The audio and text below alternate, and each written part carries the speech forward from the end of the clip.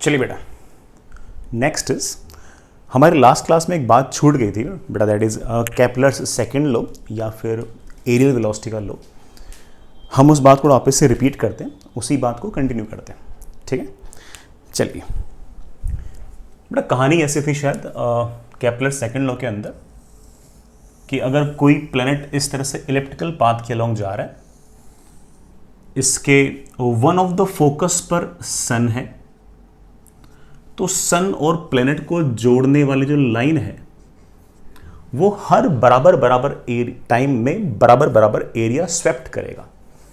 कहने का मतलब बेटा, मान लीजिए कि थोड़े से टाइम बाद बेटा मान लीजिए कि यहाँ से तक का जो टाइम है वो dt है, तो इस dt टाइम के अंदर जैसे ही प्लैनेट यहाँ से यहाँ आएगा तो सन और प्लैनेट को जोड़ने वाली ये जो लाइन है ये बेटा ये एरिया स्वीप कर लेगी, ये इतना एरिया स्वीप कर लेगी। इस एरिया को मैंने लिख दिया है dA/dt। सॉरी बेटा, एरिया मैंने बोल दिया है dA, और इस एरिया स्वीप करने में जो समय लगा उसको मैंने बोल दिया है dt। Then areal velocity is defined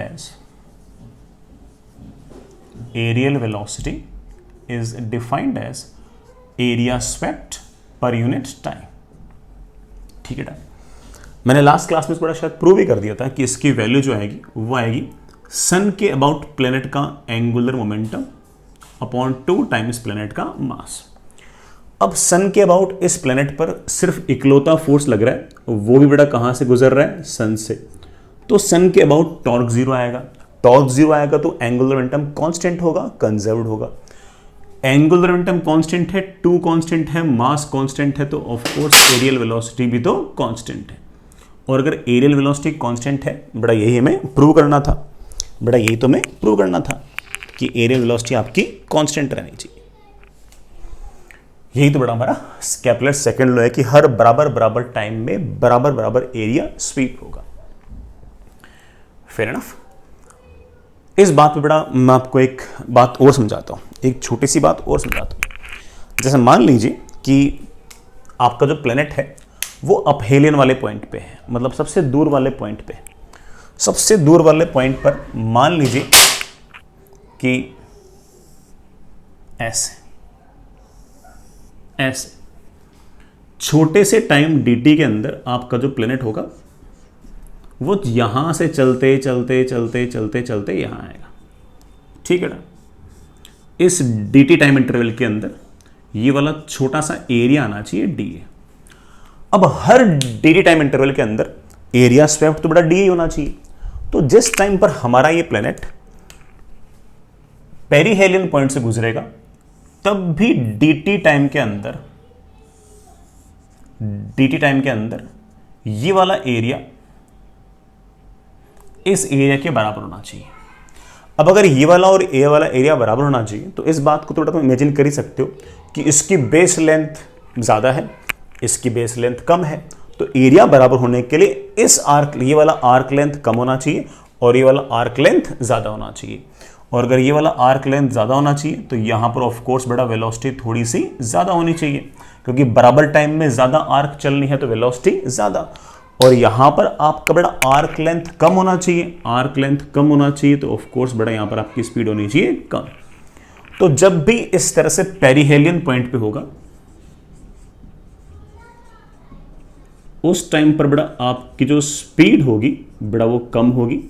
बड़ा पेरिहेलियन को बड़ा इस पॉइंट बड़ा पेरिजी भी कह सकते हो। और जब यहां पर बड़ा अपहेलियन पॉइंट पे होगा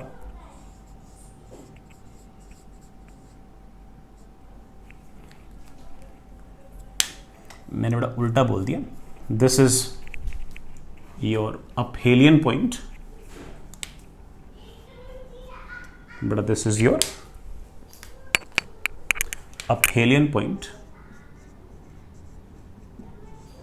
but this point is also known as apogee। और ये जो पॉइंट है बेटा सबसे नजदीक वाला ये अपना पेरिहेलियन पॉइंट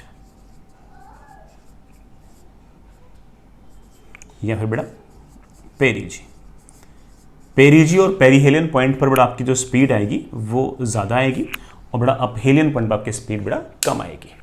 इन स्पीड्स को बड़ा हम आगे जाकर बड़ा कभी ना कभी है ना total mechanical energy conservation, angular momentum, इन सब से रिलेट भी कर लेंगे। कोई बहुत बड़े टास्क बड़ा ये है नहीं यार, ठीक है, बड़ा ये बड़े आराम से रिलेट हो जाएंगे। ठीक है, आगे चलते हैं बेटा। नेक्स्ट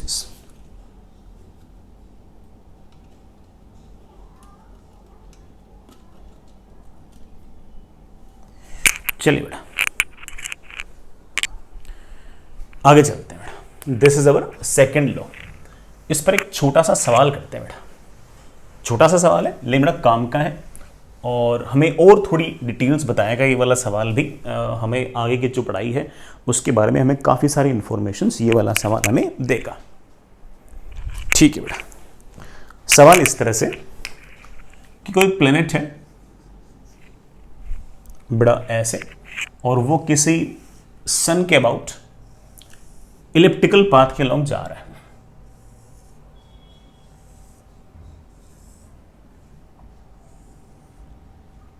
ऐसे प्लेनेट जिस इलिप्टिकल पाथ के लॉन्ग जा रहा है उसकी इक्वेशन गिवन है कि x square upon A square plus y square upon b square equals to 1। Sun बेटा यहां की, प्लेनेट जो है उसका मास गिवन है और यह भी गिवन है कि इस प्लेनेट का सन के about angular momentum capital N है। बेटा एंगुलर मोमेंटम ऑफ प्लेनेट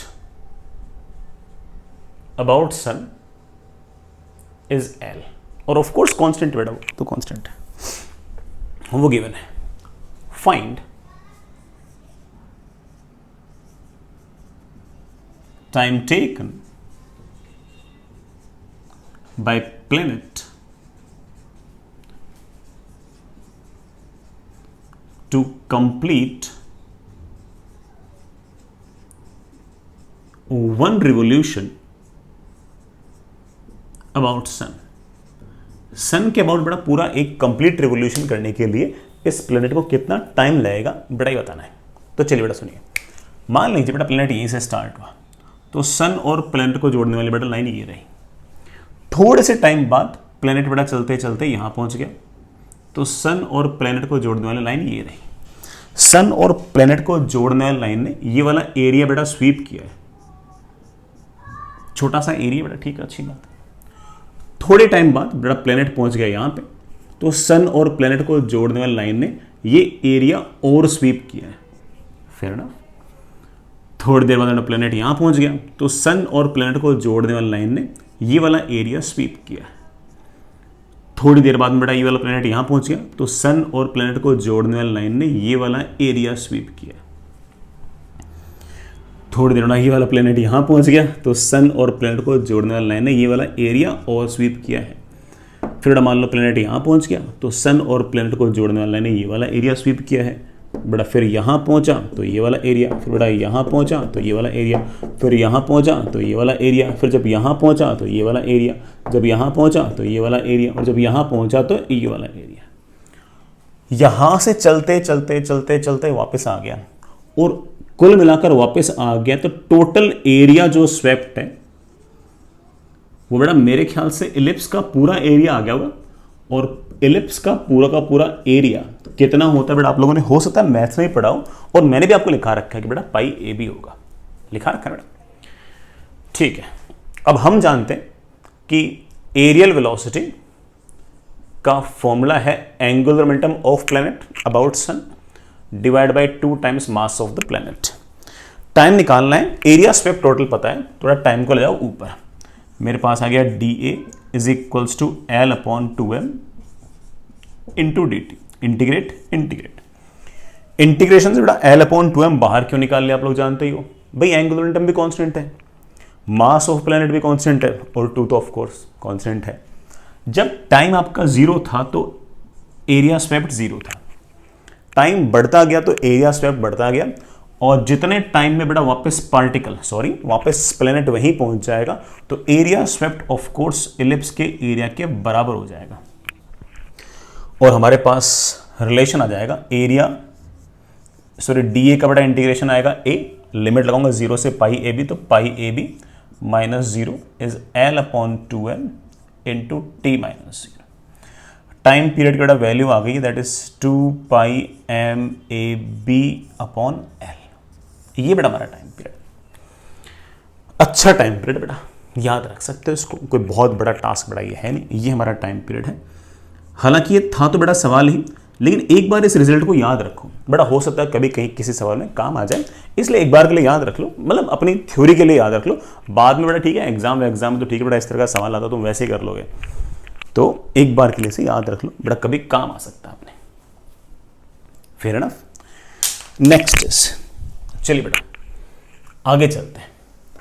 ये बेटा केपलर के 2 लॉज तो हो गए, बेटा थर्ड लॉ पे आते हैं। थर्ड लॉ बेटा बहुत ज्यादा इंपॉर्टेंट लॉ, आप जानते भी बेटा वो लॉ है क्या। थर्ड लॉ रिलेट करता है प्लेनेट की सन से डिस्टेंस और प्लेनेट को सन के अराउंड कितना टाइम लगता है पूरा का पूरा एक चक्कर कंप्लीट करने में, इन दोनों के बीच में रिलेट करने वाला जो रिलेशन है बेटा वो हमारा थर्ड है। तो बेटा that is Kepler's third law. Heading लिखिए बेटा। नेक्स्ट इज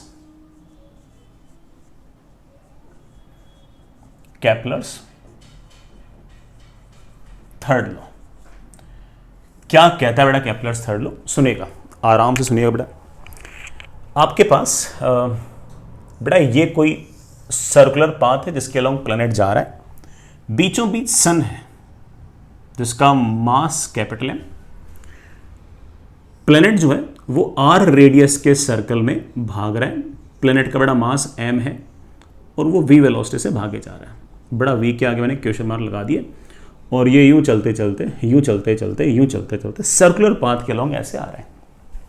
फिर ना हम जानते हैं कि बड़ा वेलोसिटी अगर v है तो जरूर सेंटर की तरफ कोई ना कोई एक्सेलरेशन होना चाहिए, that acceleration is v square upon r। But this kind of acceleration is known as centripetal acceleration. जरूर कोई ना कोई फोर्स रहा होगा जिसने ये वाला सेंट्रीपिटल एक्सेलरेशन प्रोवाइड कराया होगा। तो आप बोलोगे हाँ सर, ये m मास का सन m मास के प्लैनेट को अपनी तरफ अंदर खींचता है ग्रेविटेशनल फोर्स से by virtue of masses, and that force is g upon r square, and that is mass into acceleration. Acceleration is of course v square by r, m से m cancel हो गया। तो planet की जो velocity है बड़ा वो मेरे पास आ गई है root G M by R. जितना दूर का प्लैनेट होगा r उसका ज्यादा होगा, r जितना ज्यादा होगा बड़ा ऑफ कोर्स प्लैनेट की स्पीड उतनी ही ज्यादा होगी, सॉरी बेटा कम होगी।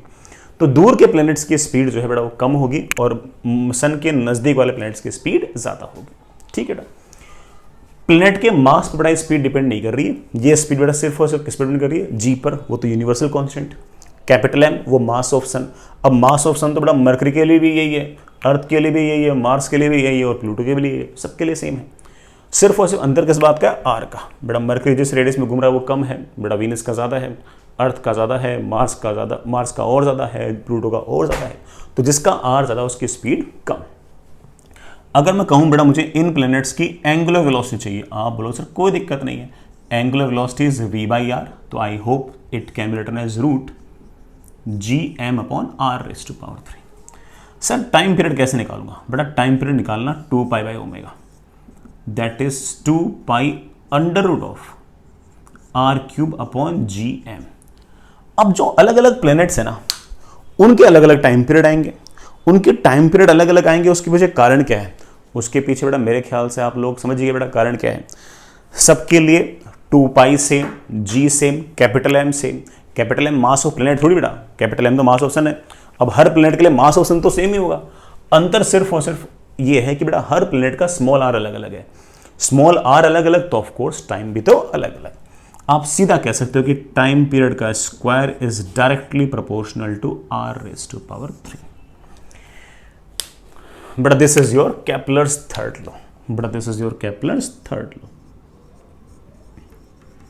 But this is your Kepler's third. तो बेटा आप ऐसा कह सकते हो कि जितना दूर का प्लेनेट होगा उसे चक्कर काटने में बेटा टाइम ज्यादा लगेगा, और जो रिलेशन है वो ऐसे है कि T square is directly proportional to R raise to power 3। As simple as that. बस इतना काफी बेटा हमारे लिए, तो हमारा काफी सारा काम तो इससे चल जाएगा। लेकिन आप कह सकते हो कि सर आपने ना बहुत ही सिंप्लीफाइड ले लिया सर इसमें, आपने ना शुरुआत से ये कहा है, खास तौर से फर्स्ट लॉ बताने से कहा है कि सारे के सारे प्लैनेट सर्कल के लॉन्ग मूव करें, ऐसा ज़रूरी नहीं है, वो इलिप्टिकल पाथ भी फॉलो कर सकते हैं। और वैसे अगर इलिप्टिकल पाथ फॉलो करेंगे तो टाइम पीरियड का फॉर्मूला क्या रहेगा, मतलब टाइम पीरियड का किस तरह से फॉर्मूला आएगा, तो बेटा उसके लिए मैं बोल दूँ, मैं उसे भी साथ साथ बोल दूँ कि अगर आपके पास बेटा इस तरह का कोई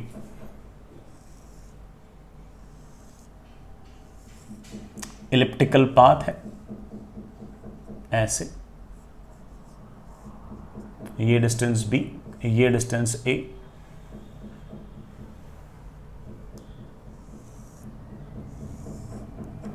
ठीक है ना, यहां कहीं बड़ा आपका सन, ये डिस्टेंस बड़ा आपके पास जानते हैं दैट इज AE। हमें क्या कहता था, इसका जो टाइम पीरियड आएगा अगर इलिप्टिकल पाथ लोगे तो T square will be directly proportional to semi major axis के पावर 3। रेडियस को रिप्लेस कर दो बेटा किससे, ए से। ए क्या बेटा आपका सेमी मेजर एक्सिस, बेटा ये आपका सेमी माइनर एक्सिस, बेटा आपका सेमी मेजर एक्सिस। तो जब भी बेटा आपके पास हल्का सा सर्कुलर पाथ ना हो और इलिप्टिकल पाथ हो तो आप कह सकते हो कि टी स्क्वायर टाइम पीरियड का square is directly proportional to cube of semi major axis. ये लो बेटा, T square is directly proportional to cube of semi major axis. लो बेटा ऐसे, ये बेटा हमारा रिजल्ट है। लेकिन बेटा मैंने तो ऐसे रिलेट करके बोल दिया कि हाँ बेटा वहां पर आर था, यहां पर ए है, हम इसको प्रूव भी कर सकते हैं बेटा, हम इसको प्रूव भी कर सकते हैं। मैं प्रूव कर रहा हूं, मैं भी बोल देता हूं कि ये प्रूफ बेटा सिर्फ और सिर्फ जो भी बच्चे है ना higher ranks for IIT JEE advance की कोशिश कर रहे हैं वो, प्लस बेटा जिनका कोई ओलंपियाड वगैरह का प्लान है सिर्फ उनके लिए ही है।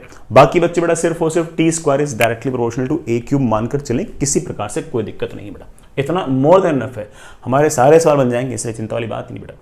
प्रूफ बेटा सिर्फ और सिर्फ बेटा जो भी बच्चे है ना ओलंपियाड वगैरह की या फिर बेटा जी एडवांस में टॉप रैंक की प्रिपरेशन कर रहे हो वो इसका डेरिवेशन देख सकते हैं।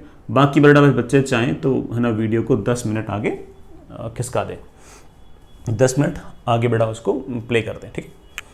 मैं बेटा प्रूव कर रहा हूँ, सुनिएगा बेटा। मामला ऐसा है कि आपके पास बेटा ये सन के चारों तरफ बेटा प्लेनेट ऐसे चक्कर काट रहे हैं, कभी ना कभी बेटा प्लेनेट यहाँ पर बेटा यहाँ पर वेलोसिटी v, इस टाइम पर प्लेनेट जो है वो सन से मैक्सिमम डिस्टेंस पर है, this is the maximum distance, this is the maximum distance R max. ये डिस्टेंस बेटा है कितनी, ए ये है, ए ई ये डिस्टेंस बेटा मेरे ख्याल से ए 1 प्लस ए, बेटा ये वाली वेलोसिटी में वाली v1, फेयर एनफ। यही पार्टिकल बेटा चलते चलते चलते चलते इस पॉइंट से भी गुजरेगा, इस वेलोसिटी को ना लिख दिया है v2। इस टाइम बेटा ये डिस्टेंस सबसे कम होगी, ये डिस्टेंस बेटा आपकी मिनिमम है, और इस मिनिमम डिस्टेंस बेटा तुम लिख सकते हो कि ये डिस्टेंस अगर a है, ये डिस्टेंस अगर AE है तो ये है बेटा a माइनस AE, फिर ना v1 v2 ऑफ कोर्स बेटा ये वाली वेलोसिटी कम होगी, ये वाली वेलोसिटी ज्यादा होगी। जितना नजदीक से गुजरेगा बेटा पोटेंशियल एनर्जी उतनी ही कम होगी, तो बेटा फॉर्मूला माइनस है, पोटेंशियल कम तो काइनेटिक ज्यादा, तो ऑफ कोर्स ये वाले काइनेटिक एनर्जी मैक्सिमम है और ये वाली बेटा ये वाली स्पीड मैक्सिमम है और ये वाली स्पीड मिनिमम है। बेटा कारण फिर से बोलता हूं कि जितना प्लेनेट सन के नजदीक होगा पोटेंशियल एनर्जी उतनी ही कम होगी, क्योंकि फॉर्मूला में माइनस था बेटा, माइनस GMM/R। पोटेंशियल एनर्जी इतनी कम बेटा काइनेटिक उतनी ही ज्यादा, काइनेटिक ज्यादा तो बेटा स्पीड भी ज्यादा।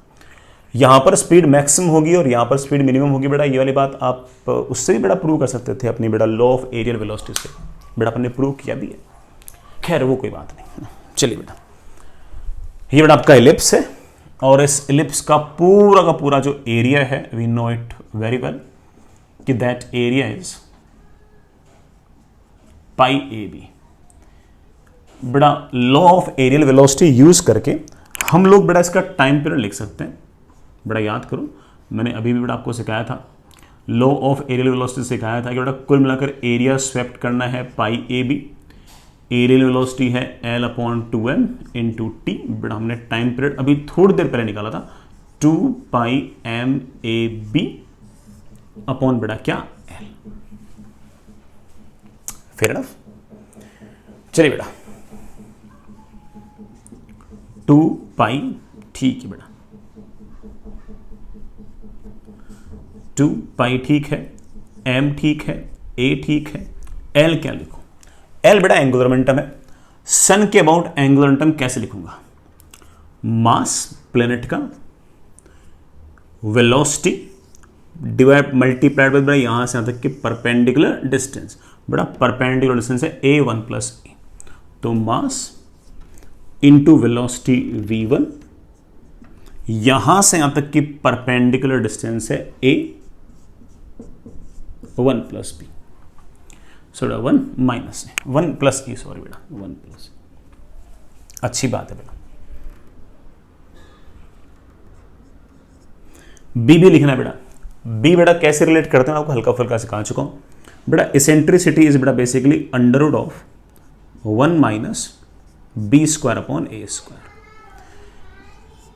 ई square is 1 minus B square upon A square, बड़ा इसे इधर लेके आए, मेरे पास आ गया B square upon A square is 1 minus E square. बड़ा बी को हम बड़े आराम से लिख सकते हैं A times under root of 1 minus E square. बड़ा हो सकता है कि आपको तो बड़ा ये सब बातें याद भी हो, बड़ा मेरे को तो बड़ा इतना याद नहीं पता, तो मैं तो निकाल लेता हूँ, ठीक है। आपको बड़ा हो सकता है कि बड़ा मैथमेटिक्स में पढ़ रखा हो तो आपके बड़ा टिप्स पे हो, बड़ा मुझे तो निकालना पड़ता है। बी को बड़ा मैं लिख सकता हूँ A times under root of 1 minus E square. बेटा कुल मिलाकर टाइम पीरियड आ गया, टाइम पीरियड इज 2π, m से m बेटा कैंसिल, a से a बेटा कैंसिल, 2πa v1, बड़ा 1 प्लस ई है, बड़ा ये 1 प्लस ई इंटू 1 माइनस ई है, तो रूट का बड़ा एक 1 प्लस ई तो गायब हो जाएगा और ब्रैकेट में बच जाएगा under root of 1 minus E upon root में बेटा 1 प्लस ई। ठीक है बेटा, 2πa upon v1 into under root of 1 minus E upon 1 plus E हो जाएगा बेटा, अपना काम सारा काम हो जाएगा। आगे चलिए बेटा, नेक्स्ट एक इक्वेशन और चाहिए बेटा। दूसरे पहले इक्वेशन बेटा एक तरह से, अब बेटा मुझे ये जो v1 है इसको हटाना है। v1 अगर हट गया बेटा फिर तुम्हारा सारा काम बन जाएगा।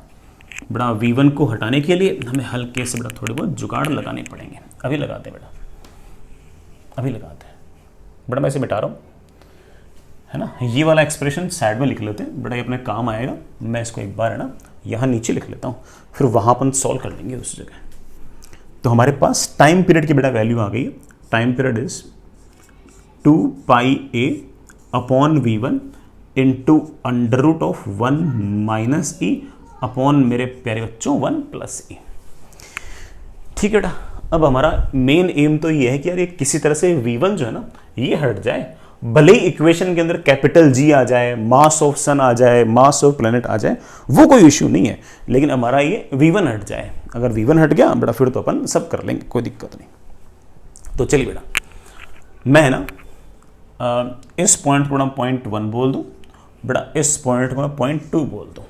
पॉइंट 1 और 2 के बीच में, पॉइंट 1 एंड 2 के बीच में बेटा एंगुलर मोमेंटम कंजर्वेशन थ्योरम लगाओ। एंगुलर मोमेंटम कंजर्व क्यों है बेटा तो आप जानते ही हो, सिर्फ एक फोर्स लग रहा है, वो भी सन से पास हो रहा है, तो उसका टॉर्क तो 0 आएगा, और अगर टॉर्क 0 तो एंगुलर मोमेंटम तो conserved. Mass of planet, velocity, perpendicular distance, बेटा perpendicular distance is a 1 plus E, that is equals to बेटा इस टाइम पर मास इंटू वेलोसिटी इंटू बेटा perpendicular distance, that is a 1 minus E. बेटा मैंने वो a common ले लिया, उसमें मेरे पास एक इक्वेशन आ गई, that is v1 into 1 plus E is v2 into बेटा 1 minus E. This is my equation number 1, बड़ा यूजफुल होगी आगे जाके। ठीक है, दूसरी यहां से लेकर यहां तक हम जानते हैं कि बेटा कोई एक्सटर्नल फोर्स नहीं लगा, सिर्फ वो सिर्फ ग्रेविटेशनल फोर्स है।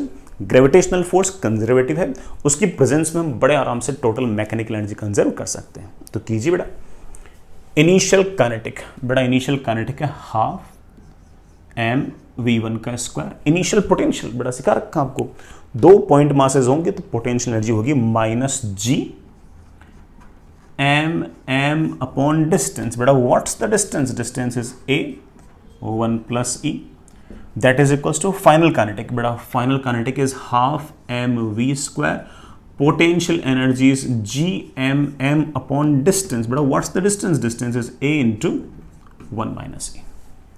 बेटा दिख तो रहा है ना? एक बार मैं चेक कर लेता हूँ। बेटा दिख तो रहा है ना? हाँ बेटा ठीक है, क्लियर है तो ना। चलिए बेटा, मुझे बेटा ये v1 चाहिए। ओ बेटा यहाँ पर v2 था, small M small M small M small m गायब। बेटा मुझे v1 चाहिए था, v2 में मेरा कोई इंटरेस्ट नहीं है, तो एक काम बोला v2 यहाँ से उड़ा देंगे। बेटा लिखना v1 का square minus 2g m a1 plus e is v2 का स्क्वायर। बेटा v2 के स्क्वायर को मैं लिख सकता हूँ v1 का square 1 plus e upon 1 minus e square square minus 2 times G M upon A 1 minus e। बढ़िया बेटा, सब अच्छा लग रहा है, बढ़िया लग रहा है। हाँ बेटा, इस टर्म को इधर ले आओ बेटा, उसे इधर ले आओ। मेरे पास आ गया बेटा v1 का स्क्वायर 1 प्लस ई का whole square upon 1 minus E का होल स्क्वायर माइनस v1 का स्क्वायर इज इक्वल्स टू बेटा 2g m अपॉन ए, तो बेटा ठीक है 1 माइनस ई उधर गया माइनस 1 अपॉन 1 प्लस ई। ओहो बेटा बहुत ही कमाल हो रखा है। चलो कर लेंगे बेटा, कोई दिक्कत ऐसी लग नहीं रही है। बेटा v1 का स्क्वायर तो हमारे पास आ गया कॉमन, नीचे आ गया 1 माइनस ई का होल स्क्वायर। 1 माइनस ई का बेटा होल स्क्वायर नीचे आ गया, तो बेटा यहाँ पर क्या आ गया 1 प्लस ई का whole square minus 1 minus E का whole square, that is 2g m upon A. बेटा इधर देखना क्या आ गया, मेरे ख्याल से आ गया 1 प्लस ई इंटू 1 माइनस ई। 1 प्लस ई माइनस माइनस, बेटा 1 से तो 1 कैंसिल, बेटा मेरे ख्याल से तो ऊपर तो 2e आ जाएगा। ये बेटा मेरे ख्याल से 1 माइनस ई, बेटा 1 माइनस ई आपका हो गया कैंसिल। ठीक है बेटा, ऊपर क्या बच गया बेटा v1 का स्क्वायर अपॉन 1 माइनस ई। ऊपर देखना बेटा 1 से तो 1 कैंसिल, ई स्क्वायर से E square cancel, 2e minus minus 2e, बेटा मेरे ख्याल से तो 4e बच गया होगा। बेटा बाकी लोग आप लोग कैलकुलेशन का ध्यान रखना यार, बेटा मेरे से तो कई बार हो जाता है यार। 4 times g capital M E upon A 1 plus E. बेटा दिख तो रहा है, नीचे तो नहीं पहुंच गया मैं? अरे बेटा नीचे पहुंच गया। चलो बेटा इसे ऊपर लिखता हूँ, इसे ऊपर लिखता हूँ यार। बेटा कैलकुलेशन में बोल तो चुका ही था, मैं ऊपर लिख दूँ, यहाँ लिख देता हूँ। बहुत लंबी चौड़ी कैलकुलेशन हो गई यार, है ना, लेकिन आखिर में अच्छा रिजल्ट आएगा, बढ़िया रहेगा बेटा। यहाँ लिख देते हैं बेटा, बोलना v1 का स्क्वायर, ठीक है बेटा, नीचे एक 1 माइनस ई, ठीक है बेटा, 1 का square cancel, E square cancel, 2e minus minus 2e, बेटा मेरे ख्याल से ऊपर आ गया 4e, और राइट हैंड साइड में बेटा मेरे ख्याल से आ गया 4gm into E upon A into बेटा क्या 1 प्लस ई। बेटा देखना 4e से 4e कैंसिल, सॉरी बेटा 4e कैंसिल। बेटा v1 की वैल्यू आ गई, बेटा v1 की वैल्यू आ गई है root of gm upon A, root gm upon A into 1 minus E upon 1 plus E. बढ़िया बात है बेटा, ठीक है बेटा, बहुत मेहनत से आया बेटा।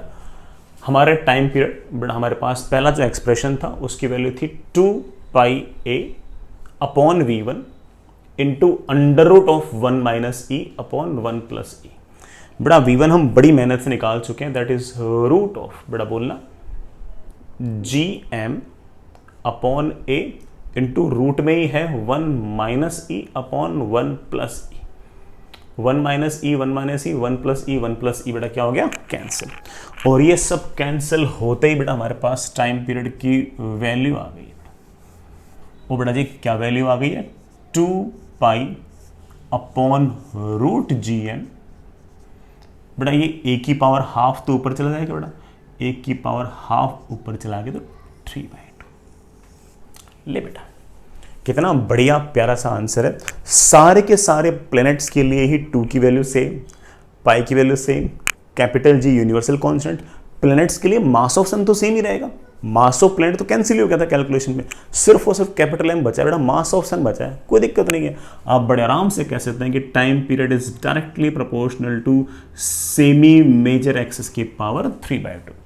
बेटा जिन बच्चों को ये कैलकुलेशन टफ लगी हो बेटा ठीक है, मैं पहले बोल चुका हूँ कि आखिर में ऐसा नहीं कि रिजल्ट नया आ जाएगा, रिजल्ट तो बेटा वही रहेगा, है कि नहीं। तो बेटा आपके सवाल तो रिजल्ट से हो ही जाएंगे।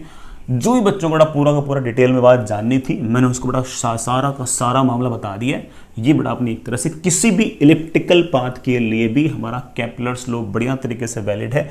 बस आप रेडियस की जगह बेटा रिप्लेस कर देना क्या, semi major axis, and T square is directly proportional to semi major axis की पावर 3। इतनी सी बात है बेटा, हमारा सारा का सारा काम इससे बन जाता है, हमारे सारे के सारे सवाल थोड़ा फॉर्मूले से ही बन जाते हैं। लेकिन ऐसा नहीं कि डेरिवेशन करके अपन ने कोई टाइम वेस्ट किया, हम बहुत सारी बातें सीखे हैं, खास तौर से एंगुलर मोमेंटम कंजर्वेशन सीखे हैं कैसे लगाना है, इस तरह के मोशन में बेटा जी है ना क्या कहते हैं टोटल मैकेनिकल एनर्जी कैसे कंजर्व करते हैं बेटा वो सीखे हैं, बहुत सारी बातें सीखे हैं, है ना। ऐसे टाइम मेरे ख्याल से बेटा वेस्ट आपका हुआ नहीं होगा, ठीक है बेटा। मैं फिर से बोल दूं, T square is equals to 4 pi square upon G times capital M. बेटा capital M is mass of sun, बेटा मैं लिख देता हूं जैसे आपके दिमाग में कंफ्यूजन ना रहे, बेटा ये मास ऑफ प्लेनेट नहीं है, इनटू बेटा ए की पावर 3। चाहो तो बेटा इसे याद रख सकते हो, हालांकि आप बोलोगे सर बिल्कुल रेडियस वाला फॉर्मूला है सर, सेम टू सेम, बस इतना सा फर्क है कि सिर्फ वहां पर आर था और यहां पर ए है। तो बेटा इन जनरल लोग बाग पढ़ाते वक्त बेटा सीधा ऐसे बोलेंगे बेटा आर को ए से रिप्लेस कर ले, मैंने भी ये कहा था, लेकिन फिर मुझे लगा कि हो सकता है कि मेरे बच्चे इतनी कैलकुलेशन समझ पाए, तो मैंने बेटा सॉल्व भी कर दिया, है कि नहीं। आगे चलिए नेक्स्ट, चलिए बेटा हमने सारे के सारे बेटा लॉज बहुत ही बढ़िया तरीके से देख लिए। जे में तो सवाल बेटा ये पूछ रखा है, एक प्लेनेट R1 रेडियस में घूम रहा है, उसका टाइम पीरियड ये है, दूसरा प्लेनेट R2 रेडियस में घूम रहा है, बताओ उसका टाइम पीरियड कितना होगा। बेटा इस तरह के इजी सवाल भी पूछ रखे हैं। सो मेरा ऐसा कोई मन नहीं कि बेटा तुम्हें वो वाले सवाल कराऊं, वो बेटा तुम ठीक है खुद ही कर लेना, शीट में होंगे बेटा इस तरह के सवाल, तो आप चाहो तो बेटा उनको निपटा लेना यार, ठीक है। चाहो तो निपटा नहीं लेना बेटा, निपटाना है, ठीक है, करना ही बेटा होमवर्क पे ना, ठीक है। मैं एक दो टफ सवाल कराता हूँ बेटा, मैं एक दो टफ सवाल कराता हूँ, ठीक है। एक बढ़िया सवाल जिसमें ना सारा काम हमारा बन जाए, सारी चीजें हम उसके अंदर अप्लाई कर लें। तो सुनिएगा बेटा, आपके पास बड़ा कहानी ऐसी है कि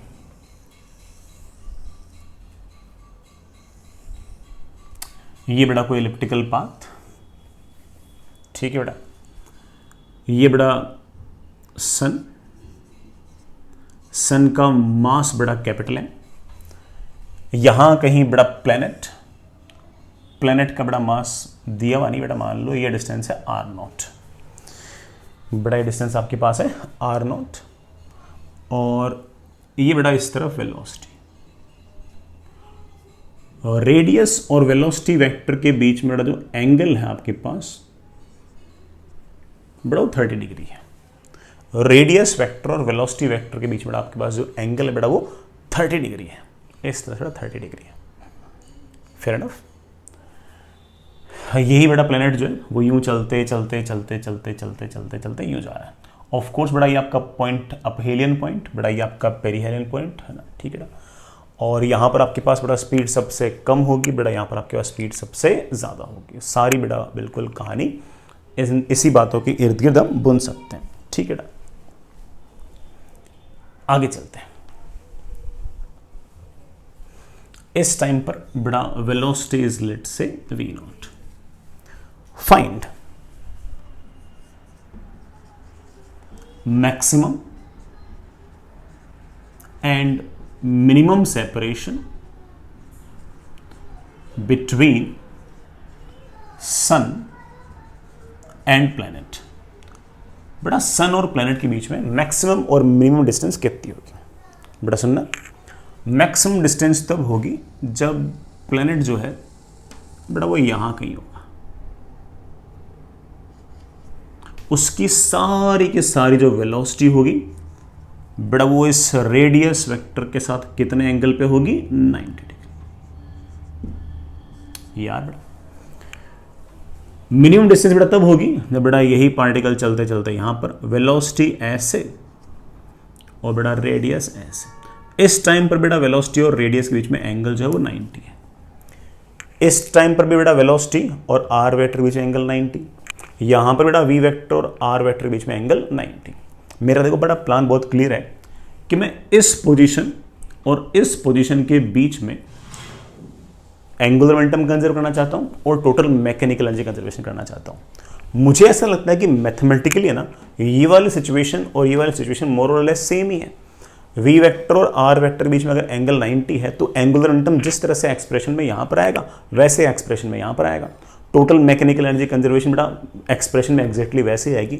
सो आई बिलीव दैट कि अगर मैं यहां से लेकर यहां तक एंगुलर मोमेंटम कंजर्वेशन और टोटल मैकेनिकल एनर्जी कंजर्वेशन करूंगा तो आर के दो रूट आएंगे. जो छोटा वाला रूट होगा वो आर मिनिमम हो जाएगा और बड़ा वाला रूट आपका आर मैक्सिमम हो जाएगा. तो मैं अलग अलग सॉल्व करने की जरूरत नहीं पड़ेगी. ठीक है, तो चलिए सबसे पहले बेटा आप जानते हैं एंगुलर मोमेंटम कंजर्वेशन थ्योरम. बेटा पूरी कहानी मुझे मेरे ख्याल से बोलने की जरूरत नहीं, बेटा काफी देर से वही बोल रहा हूं. सन के अबाउट इस प्लेनेट पर इकलौता फोर्स लग रहा है. ये फोर्स बड़ा ऑफ कोर्स सन से ही गुजरेगा. सन से गुजरेगा तो उसका टॉर्क क्या आएगा? जीरो. बेटा टॉर्क जीरो तो ऑफ कोर्स आपका angular momentum conserve. Initial angular momentum है mass of planet, velocity of the planet, distance of the planet into sine of angle between are vector and we vector. I think बेटा that angle is 30 degree.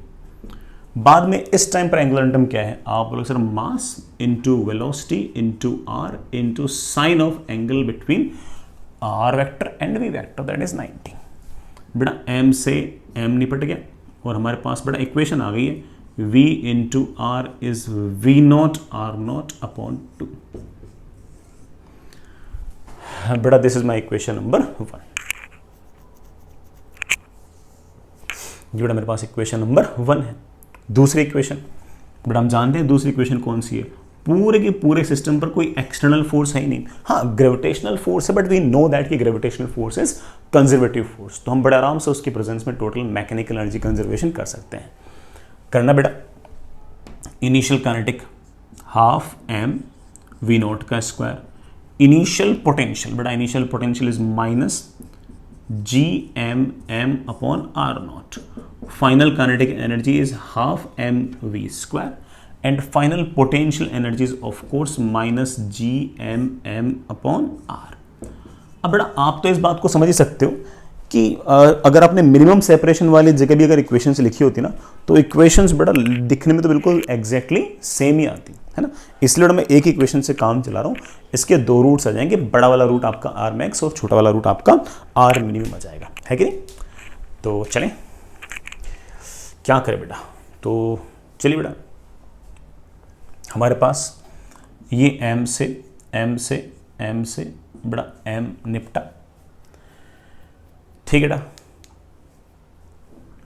हमें इस v में कोई interest नहीं है. मुझे velocity नहीं निकालनी हो तो निकाल लेते, लेकिन v और r दो अननोन है. उनको सोल्व करने में दो इक्वेशन चाहिए. दो इक्वेशन लगा बैठे हैं. v को एलिमिनेट कर दोगे तो r आ जाएगा, r को एलिमिनेट कर दोगे v आ जाएगा. हो सकता है बेटा कल को आपसे कोई पूछ ले बताओ मैक्सिमम वेलोसिटी और मिनिमम वेलोसिटी कितनी होगी तो भी निकाल लेंगे अपन. लेकिन फिलहाल बेटा हमसे r पूछा है तो बेटा इसे v को बढ़ाओ. v को बढ़ाने का मेरे पास जुगाड़ है बेटा. It can be written as v not का square minus 2 times G M upon R not is equals to V square. बेटा वी स्क्वायर को मैं लिख सकता हूं वी नॉट का square R square upon 4 times R square minus 2 times G M upon R. बेटा एक बार कैलकुलेशन चेक करना, मैंने 2 से मल्टीप्लाई कर दिया तो वी नॉट का square minus 2 G M upon R naught. बेटा इससे हाफ तो हटेगा, बेटा वी स्क्वायर को लिख सकता हूँ वी नॉट का स्क्वायर आर नॉट का स्क्वायर अपॉन 4 आर स्क्वायर। ठीक है बेटा, ये मेरे पास बेटा एक्सप्रेशन आ गया आर के अंदर। हो जाएगा बेटा तो सोल्व। चलिए बेटा करते हैं सोल्व इसको। हमारे पास बेटा क्या एक्सप्रेशन बना, ज़रा चेक करना बेटा। पूरे के पूरे एक्सप्रेशन को बेटा एक बार के लिए ना 4 आर स्क्वायर, सॉरी बेटा आर स्क्वायर से मल्टीप्लाई कर दो तो मेरे पास आ गया R square V naught square minus 2 G M upon R naught into R square is equals to V not का स्क्वायर आर नॉट का square upon 4 minus minus minus minus minus minus 2 G M upon R. बेटा R square से multiply कर रहे थे तो एक are ऊपर बच जाएगा। ठीक है, मेरे ख्याल से आर स्क्वायर में क्वाड्रेटिक बन गई है, आर स्क्वायर वी नॉट। हाँ यार बेटा हम शायद इस क्वाड्रेटिक को सॉल्व कर रहे थे एंड एक काम करो बेटा इस आर स्क्वायर को इधर ले आओ। हमारे पास आर स्क्वायर इधर लाते बेटा हमारे पास टर्म आ गई है आर स्क्वायर इधर गया तो बेटा 2 G M upon R not minus V not का square minus 2 G M into R plus बेटा जी वी नॉट का स्क्वायर आर नॉट का square upon 4 and that is equals to 0। बेटा एक बार कैलकुलेशन चेक करना, ये इधर आया तो मेरे पास आ गया that is 2 G M upon R not minus बेटा जी वी नॉट का स्क्वायर बेटा माइनस 2 जी अपॉन आर वैसा का वैसा। ठीक है बेटा, हमारे पास जो बड़ा क्वाड्रेटिक है उसका solution will be like this minus B plus minus under root of B square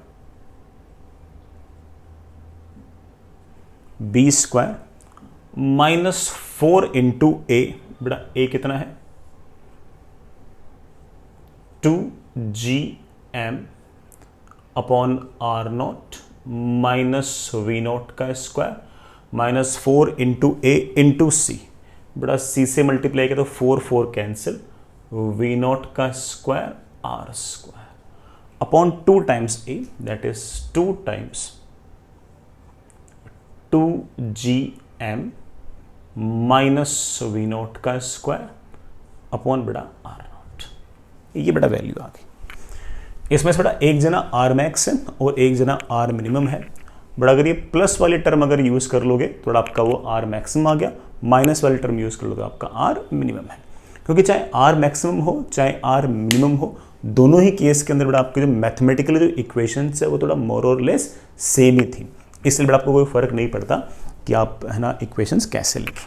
तो एक ही इक्वेशन से हमारी आर मैक्स और आर मिनिमम दोनों आ गई। आई होप दैट्स ओके। चले बेटा आगे चलते हैं। ये बात थी हमारी प्लैनेटरी मोशन की।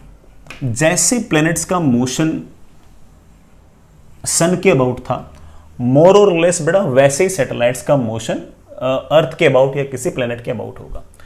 हाँ ये बात जरूर कि हम बेटा मोस्टली सैटेलाइट्स जो मैन मेड लॉन्च करते हैं उनका बड़ा मोस्टली मोशन जो है वो सर्कुलर भी रखते हैं, बट अगेन वो भी वेरी कर सकता है सिचुएशन टू सिचुएशन।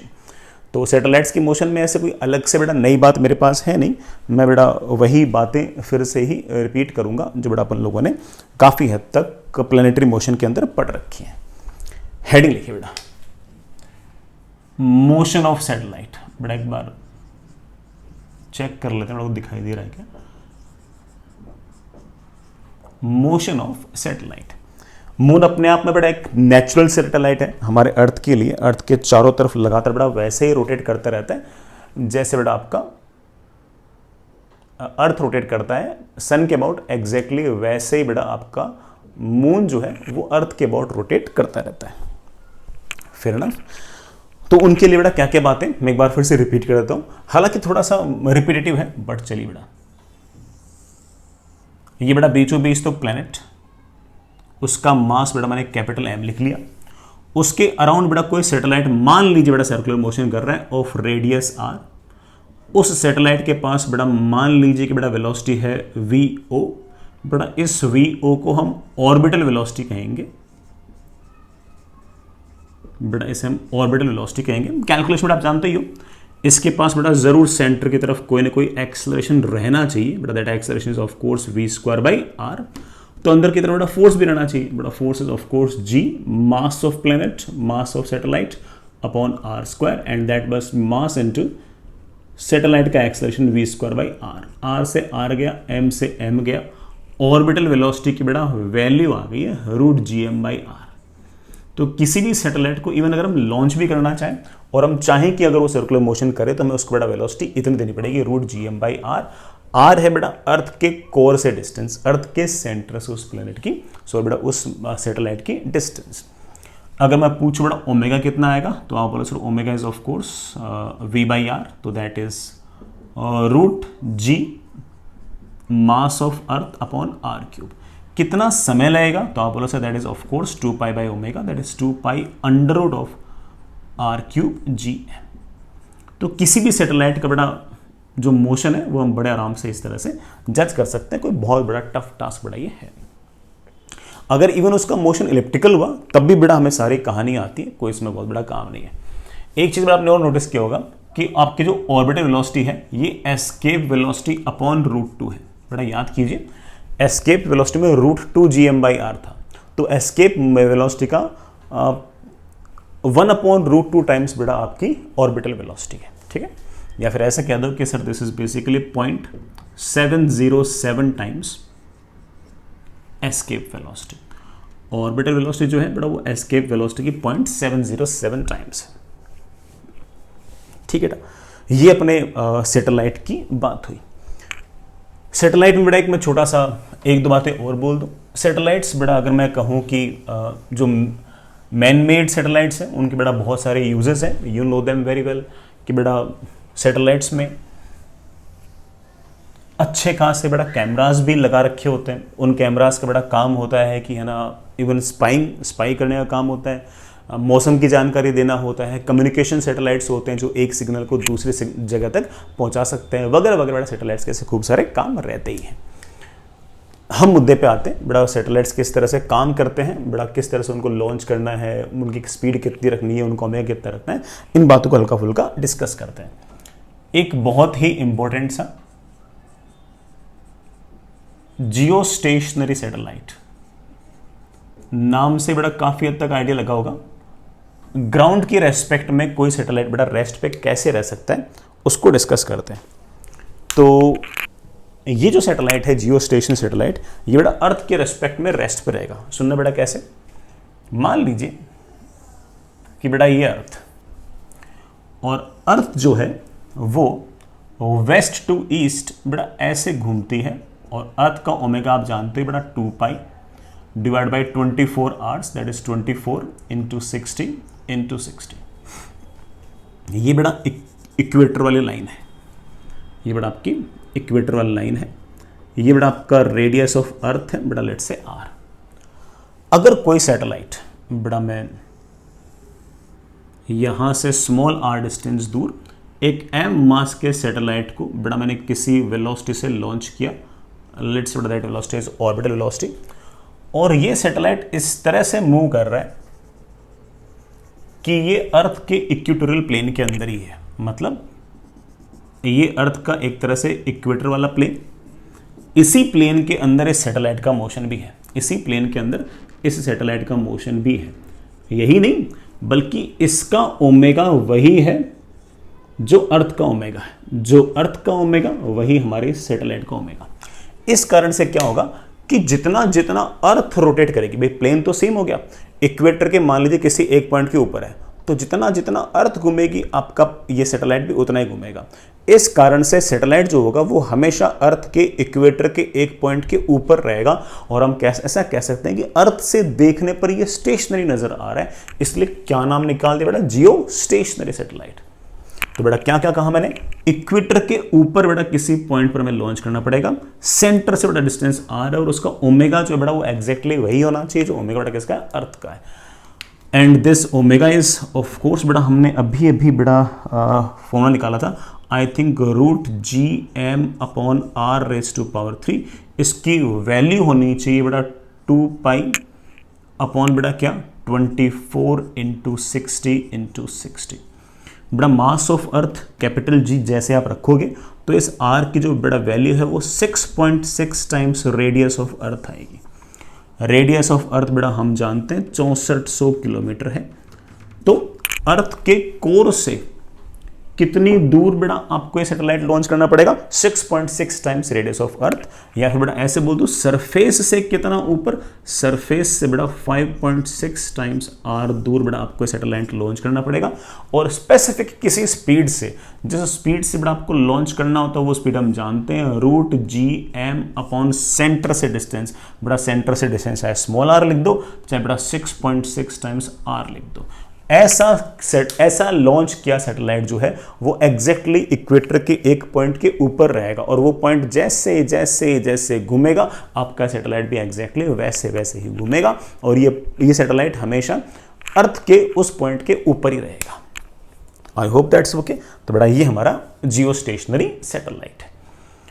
चलिए बेटा बहुत ही आसान सा काम था बेटा, कोई बहुत ऐसा टफ ऐसा कोई तगड़ी बात तो नहीं थी। आगे चलते हैं बेटा, आगे चलते हैं। नेक्स्ट, इन सैटेलाइट्स को लेकर बेटा हम हल्की फुल्की और बातें भी डिस्कस कर सकते हैं। सैटेलाइट्स का मोशन अगर सर्कुलर हुआ बेटा फिर तो कोई बहुत ज़्यादा बातें डिस्कस करने से फ़ायदा है नहीं बेटा, ठीक है बहुत ही सिंपल कैलकुलेशन है। लेकिन अगर मोशन इलिप्टिकल हुआ तो बेटा हल्का फुल्का मज़ा आ सकता है कि नहीं?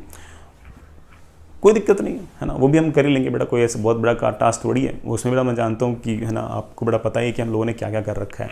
हमें एंगुलर मोमेंटम कंजर्वेशन आना चाहिए, और बेटा साथ ही साथ क्या आना चाहिए बेटा, हमें टोटल मैकेनिकल एनर्जी कंजर्वेशन आनी चाहिए बेटा, बाकी सब बातें तो बिल्कुल हो ही जाती हैं।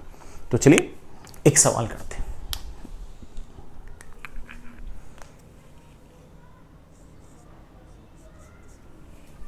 चलिए बेटा सवाल से पहले मैं आपको एक छोटी सी इंफॉर्मेशन और दे दूं बेटा, फिर सवाल करते हैं। छोटी सी इंफॉर्मेशन और दे रहा हूं बेटा। मान लीजिए कि आपके पास ये अर्थ का जो रेडियस है बेटा वो कैपिटल आर, बेटा मास है एम। यहां से स्मॉल आर डिस्टेंस दूर बेटा आपके पास ये कोई सैटेलाइट है बेटा, मास है एम। मैं अगर इसको ऑर्बिटल वेलोसिटी दूंगा तो आप जानते हैं बेटा ऑर्बिटल वेलोसिटी अगर आपने दी तो इसके पास बेटा कुछ ना कुछ काइनेटिक एनर्जी बेटा, कुछ ना कुछ potential energy, and it will perform circular motion. अगर बेटा इसके पास वेलोसिटी ऑर्बिटल वेलोसिटी आई तो बेटा मोशन कैसा होगा? सर्कुलर। तो ये सैटेलाइट है, सैटेलाइट को बेटा मैंने वेलोसिटी दे रखी है v0, और v की वैल्यू अगर ऑर्बिटल वेलोसिटी के बराबर होगी बेटा motion is going to be circular. Fair enough, ठीक है ना? अगर मैं कभी ऐसा कह दूं कि बेटा मैंने ना इसको वेलोसिटी कम दी है, मैंने इसको वेलोसिटी ऑर्बिटल वेलोसिटी से कम दी है,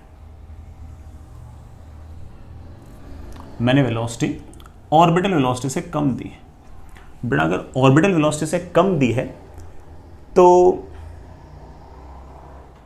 मोशन सर्कुलर तो नहीं होगा, क्योंकि सर्कुलर होने के लिए वेलोसिटी एग्जैक्ट ऑर्बिटल वेलोसिटी के बराबर होनी चाहिए। वेलोसिटी अगर बेटा आपकी ऑर्बिटल वेलोसिटी से कम है तो इसका मतलब मोशन सर्कुलर तो नहीं है। लेकिन आपके ये जो सैटेलाइट है ये ऐसा भी नहीं है कि अनबाउंडेड होकर, मतलब ग्रेविटेशनल फोर्स को तोड़कर भाग जाए। ग्रेविटेशनल फोर्स को तोड़कर भागने के लिए तो इसके पास वेलोसिटी एस्केप वेलोसिटी या उससे ज्यादा होनी चाहिए। ये तो ऑर्बिटल से भी कम है भाई, एस्केप वेलोसिटी से कम ऑर्बिटल वेलोसिटी, और ये वाली वेलोसिटी तो ऑर्बिटल से भी कम। और अगर ये वेलोसिटी ऑर्बिटल से कम है इसका मतलब इतना तो तय है कि ये वाला पार्टिकल इन्फिनिटी तक तो नहीं जाएगा, मतलब सिस्टम बाउंडेड है, मतलब फाइनाइट स्पेस के अंदर ये इनफाइनाइट तक नहीं जाएगा। और अगर इनफाइनाइट तक नहीं जाएगा, फाइनाइट डिस्टेंस में जाएगा, मोशन सर्कुलर है नहीं। तो हम जानते हैं, हमने सन वाले केस में, सन और प्लेनेट वाले केस में पढ़ रखा है कि ऐसे केस में इसका जो मोशन होगा बेटा दैट विल बी इलिप्टिकल। बेटा इसका जो मोशन होगा बेटा इट विल बी इलिप्टिकल। तो बेटा वेलोसिटी अगर लेस देन ऑर्बिटल वेलोसिटी है तो मोशन बेटा आपका इलिप्टिकल होगा।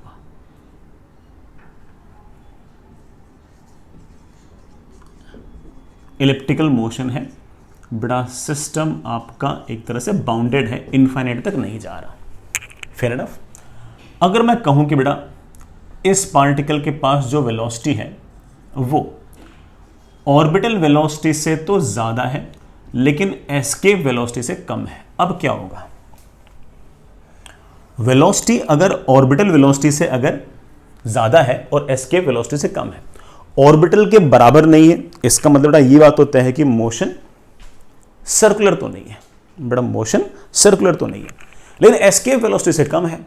इन्फिनिटी तक जाने के लिए एस्केप वेलोसिटी होना जरूरी है, एस्केप वेलोसिटी है नहीं बेटा, एस्केप वेलोसिटी से कम है, इसका मतलब अगेन आपका सिस्टम बाउंडेड तो है।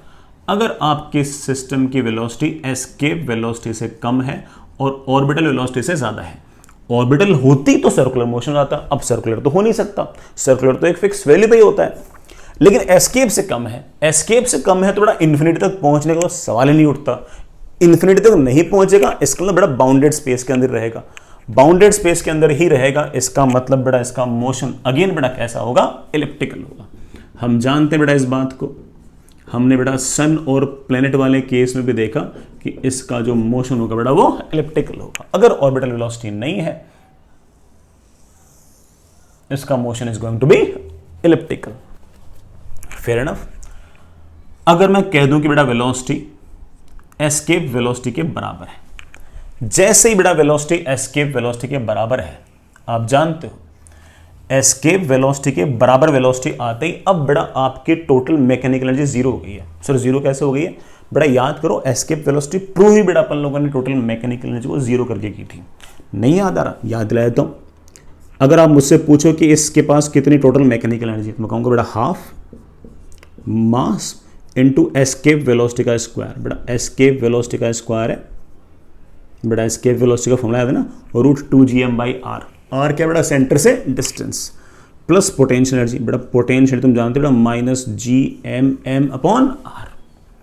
-gm/r। 2 से 2 कैंसिल, बेटा दोनों को जोड़ा बेटा कितना आ गया? 0। टोटल मैकेनिकल एनर्जी 0 है, पार्टिकल एस्केप कर रहे हैं, इसका मतलब बेटा पार्टिकल चलते चलते चलते चलते चलते बेटा कहां पहुंच जाएगा? इन्फिनिटी पहुंच जाएगा। इस तरह के सिस्टम में बेटा मैं प्रूव तो नहीं कर पा रहा हूँ बेटा, मैं सिर्फ स्टेट कर रहा हूँ कि बेटा मोशन जो होगा उसका पैराबोला के अलॉन्ग होगा और मोशन जो है बेटा वो अनबाउंडेड है।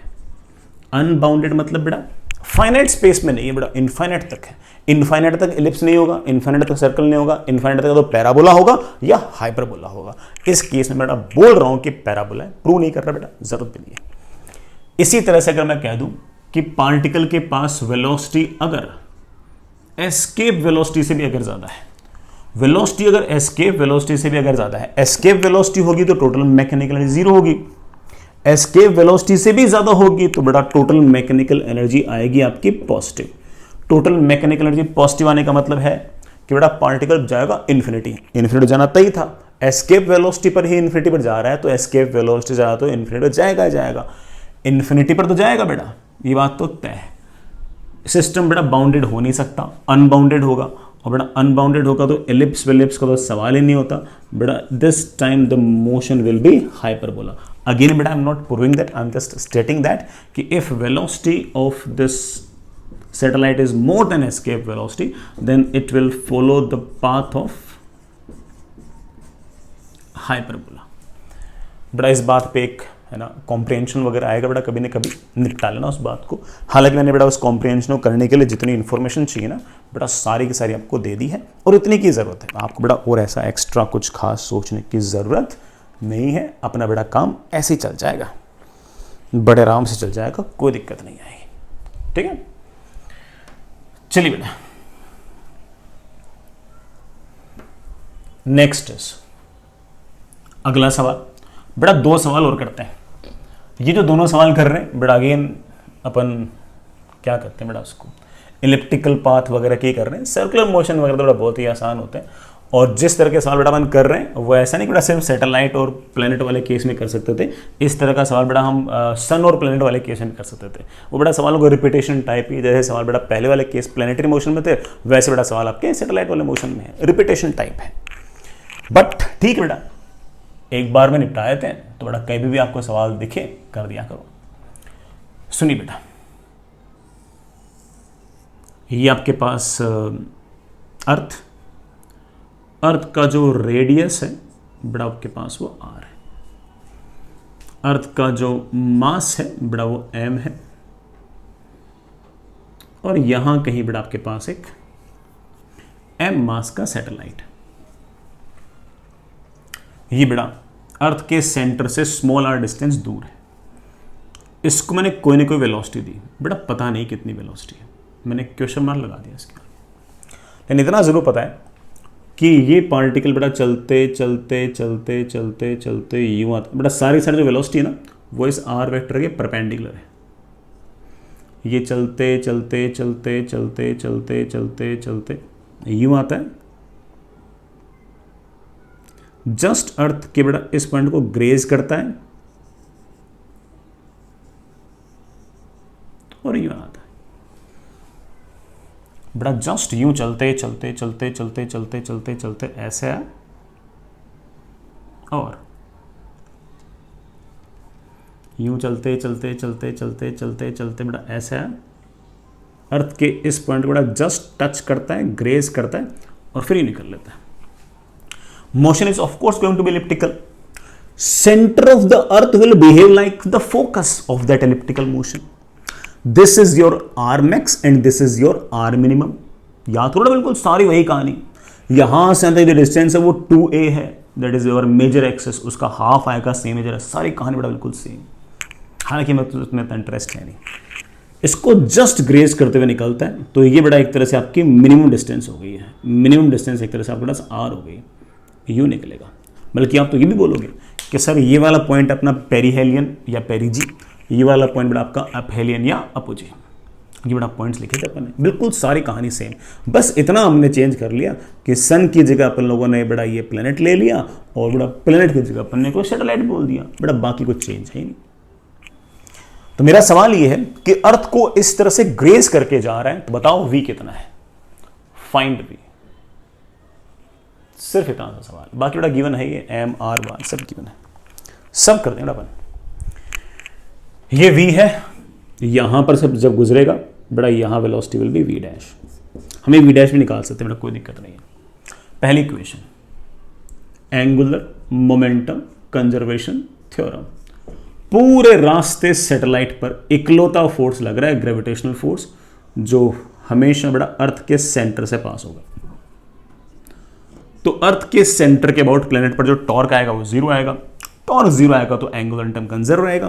तो हम कह सकते हैं कि initial angular momentum equals to final initial angular momentum mass into velocity into perpendicular distance. बड़ा परपेंडिकुलर डिस्टेंस इज r, ये बड़ा ऐसे बोलते हो m into V into R into sine of angle between r vector and v vector, बड़ा angle 90 आएगा।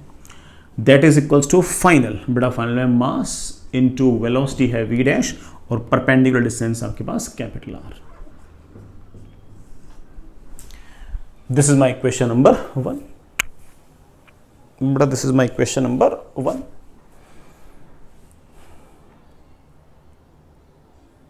ठीक है ना, m से m आपका कैंसिल हो गया। दूसरा आप जानते हैं बड़ा कौन सी इक्वेशन में पसंद, that is total mechanical energy conservation. क्या कहती बड़ा है total mechanical energy conservation? Initial kinetic half mv square, initial potential, earth की वजह से हमारा पोटेंशियल बड़ा बाहर वाले पॉइंट के लिए सॉलिड स्फीयर में behave like point mass placed at centre. Earth की वजह से यहां पर पोटेंशियल मुझे लिखना आता है minus gm upon small r multiplied by ये वाला m mass, that is equals to यहां पर kinetic energy half mv dash का स्क्वायर प्लस अर्थ की वजह से सरफेस पर पोटेंशियल, बड़ा अर्थ की वजह से सरफेस पर पोटेंशियल आएगा minus gm upon r multiplied bye बड़ा m mass. This is my question number 2। m। हाँ बेटा, v और v डैश दो अननोन है, v डैश को उड़ाओगे बेटा v आ जाएगा, v को उड़ाओगे v डैश आ जाएगा। हमें बेटा v चाहिए, निकाल लो बेटा। अब तो क्या कहूँ, आपका तो आंसर आ ही चुका बेटा। मैं लिख सकता हूँ v square minus 2 times gm by r is equals to v dash का स्क्वायर। बेटा v डैश का square can be written as v square r square upon capital R square minus 2 times gm upon r।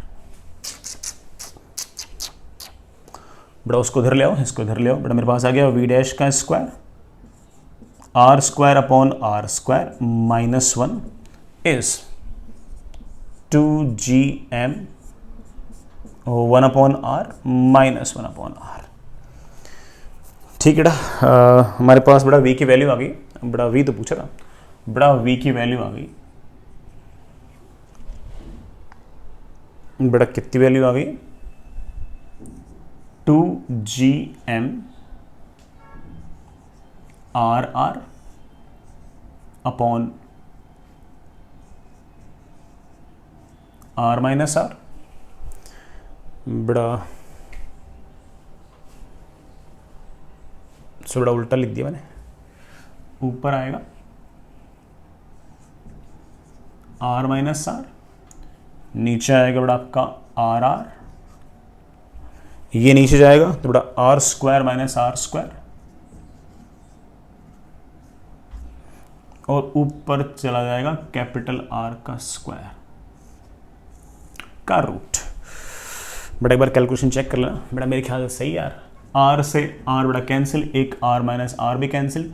बड़ा V की value आ गई है root of 2 times G M R minus R. बड़ा R minus R तो cancel हो गया, नीचे आ गया R into R plus R. ये बड़ा वी आ गया। अगर बड़ा किसी ने वी डैश पूछा ना, हम वी डैश भी निकाल लेंगे। इस वी को उठाओ बेटा, यहां रख दो, वी डैश भी आ जाएगा, वो भी आ जाएगा। अगर कोई पूछेगा बेटा वी डैश भी आ जाएगा। पूछा नहीं बेटा, सिर्फ इतना ही पूछा आपसे, है ना। चलिए बेटा एक सवाल और करते हैं। बेटा एक सवाल और करते हैं। एक सवाल बेटा और निपटाते हैं।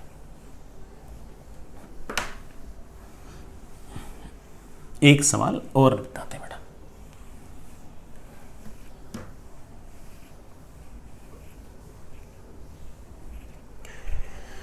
सुनो बच्चों,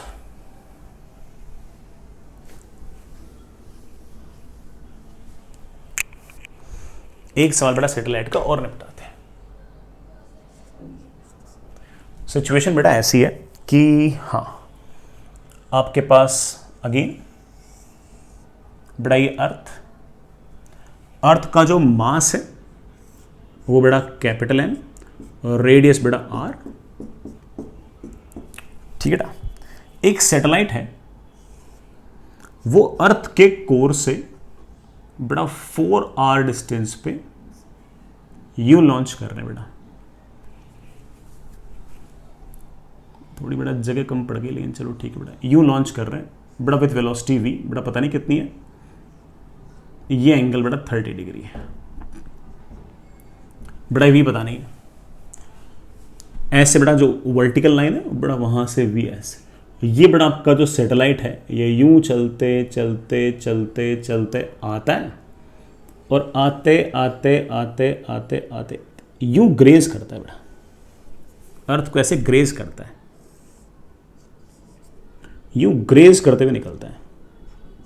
यहां बड़ा वेलोसिटी v डैश। ये गिवन है सवाल के अंदर कि ये सैटेलाइट यूं गया गया गया गया और जस्ट ग्रेज करते हुए निकल गया।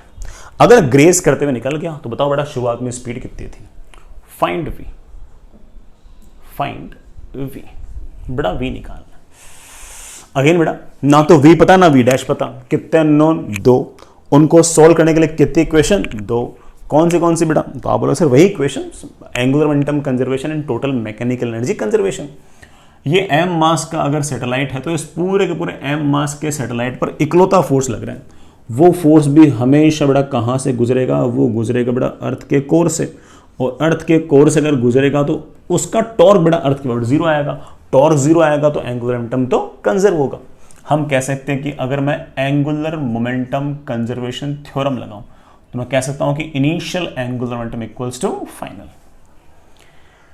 बड़ा व्हाट्स इनिशियल एंगुलर मोमेंटम? तो आप कह सकते हो कि initial angular momentum is mass into velocity into distance into sine of angle between r vector and v vector, sine 30 that is equals to mass into velocity है v dash, बड़ा distance है r and angle between position vector and R vector is of course बेटा touch करते थे तो कितना आ गया 90, तो साइन 90 लिख दो बेटा। एम से एम गया, आर से आर गया, और बेटा हमारे पास वैल्यू आ गई है बेटा मेरे ख्याल से 2v is equals to v dash. पहली इक्वेशन हमारे पास ये आ गई कि बेटा v डैश जो है वो 2v है। अच्छी बात बेटा, v dash is 2 times v। दूसरी इक्वेशन कौन सी है? आप बोलोगे सर पूरे के पूरे रास्ते किसी प्रकार से कोई एनर्जी का लॉस, मैकेनिकल एनर्जी का सर लॉस तो नजर नहीं आ रहा, ना कोई एक्सटर्नल एजेंट का वर्डन, ना कोई रेजिस्टिव फोर्स का वर्डन, तो सर हम बड़े आराम से टोटल मैकेनिकल एनर्जी कंजर्व तो कर ही सकते हैं। टोटल मैकेनिकल एनर्जी कंजर्वेशन के अंदर क्या क्या लिखते हो? हम लिखते हैं initial kinetic plus initial potential is equals to final kinetic plus final potential. बेटा what is initial kinetic energy? तो आप बोलोगे sir initial kinetic energy is half M V square.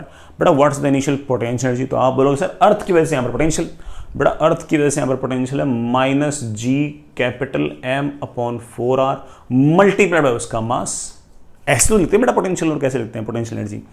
Final kinetic energy half M V dash का square, potential energy कितनी? Earth की वजह से यहाँ पर पोटेंशियल, बेटा अर्थ की वजह से पोटेंशियल है minus G capital M upon R multiplied by इसका मास। बेटा मास कितना है? स्मॉल है। ऐसे लिखते हो बेटा एनर्जी, और कैसे लिखते हो? हाँ बेटा small M small M small M small M बेटा गायब हो गया, मेरे पास आ गया V square minus G M upon 2r is equals to V dash का स्क्वायर। बेटा वी डैश को मैं बेटा 4v स्क्वायर लिख दूं minus 2 times G M by R. बेटा हमारे पास मेरे पास आ गया 3v square is equals to बेटा ये कितना आ गया G M by R. 2 minus half बेटा कितना आ गया 3/2। बेटा 3 से 3 कैंसिल, बड़ा v की वैल्यू आ गई है। बड़ा कितनी वैल्यू आ गई? बड़ा v की वैल्यू आ गई है root of 3gm upon 2r। बड़ा v की वैल्यू आ गई रूट सॉरी 3 तो कैंसिल हो गया ना, 3 तो बड़ा कैंसिल हो गया। बड़ा कितना आ गया रूट gm अपॉन 2r। बड़ा ये वेलोसिटी आ गई, और यहाँ पर वेलोसिटी है तो यहाँ भी आ गई। बड़ा यहाँ वाली वेलोसिटी उससे जस्ट डबल है, तो ठीक है बेटा ऐसे बड़े आराम से सारा काम तो निपट ही सकते हैं। बेटा कोई बहुत बड़ा टास्क ये है नहीं यार। ठीक है बेटा आगे चले, आगे चले बेटा, चलिए बेटा नेक्स्ट एक छोटी सी बात और बेटा, हालांकि ये वाली बात बेटा आगे जाकर बेटा कभी न कभी हम लोग फिर से भी पढ़ सकते हैं। खास तौर से बेटा कम्युनिकेशन सिस्टम नाम से एक चैप्टर है बेटा बिल्कुल लास्ट में, उसमें बेटा ये वाला टॉपिक वापस से आएगा। लेकिन इसकी रिलेवेंस यार इस चैप्टर से मेरे को थोड़ी ज़्यादा लगती है, ग्रेविटेशन से ज़्यादा लगती है, तो मैं उसको बता रहा हूँ यार, है ना। सुनना, हेडिंग लिखिए बेटा, next is region covered by a satellite।